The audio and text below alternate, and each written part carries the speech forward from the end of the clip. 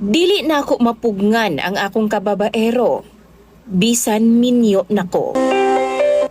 Maayong adlaw kanimo DJ Sam ug sa imuhang active followers. Ganahan jud kay ko sa imong programa kay makawala gyud og stress. Naaday ko i-share sa imuha pod nga makatawa ug makalagot nga istorya. Samtang ga-type gani ko ani makatawa ko sa akong mga kaagi sa kinabuhi. Pero mao ni ang akong kahimtang karon. Tawagan na lang ko sa pangalang Rex, taga Northern Samar gid ko DJ Sam. Waray ang among inistoryahan pero kay baw ko magbinisaya. Kay naaman ko dinhi karon nagtrabaho sa Davao City. Manager ko sa usa ka restaurant DJ Sam. 33 years old na ko ug daghan na gyud kog nauyab. Kanilaging babaero ta. Di man maka-proud DJ Sam pero unsaon ko man nga mga babae namang gyud ang muduol sa ako ah. Wow. Ingon palagi nila gwapo daw ko. Naa daw ko'y dimples DJ Sam. Tangkad pod ko DJ Sam. Doon ako'y abs dili sa pagpanghambog.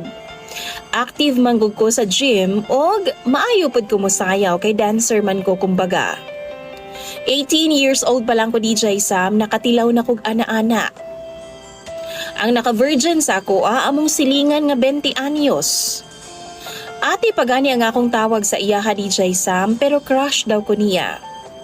Usa ka buwan lang jud ang among relasyon kay nagkabuwag man ming duha. Kay lagi bata pa daw kaayo ko. Gibunalan pagani ko ni Papa ni adtong tungura DJ Sam og bakos kay lagi nag-uwag-uwag na daw ko. Nga di pa manggani daw ko kahibaw magluto. Gikan first year high school, hangtod sa akong pag-graduate sa high school, DJ Sam, nakauyab kog 5 ug nahilabtan ako silang tanan. Wa man pud sila may reklamo DJ Sam.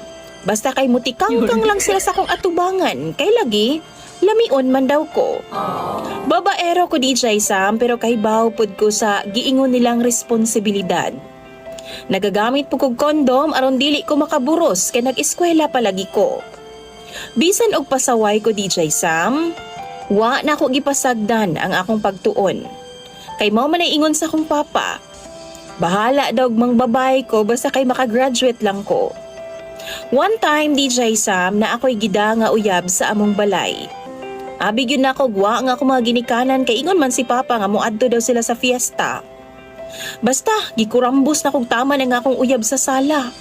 Ug nakuratan na lang ko DJ Sam dihang gilaparo ang akong lubot ni Papa. Grabe ang akong kakulba ni atong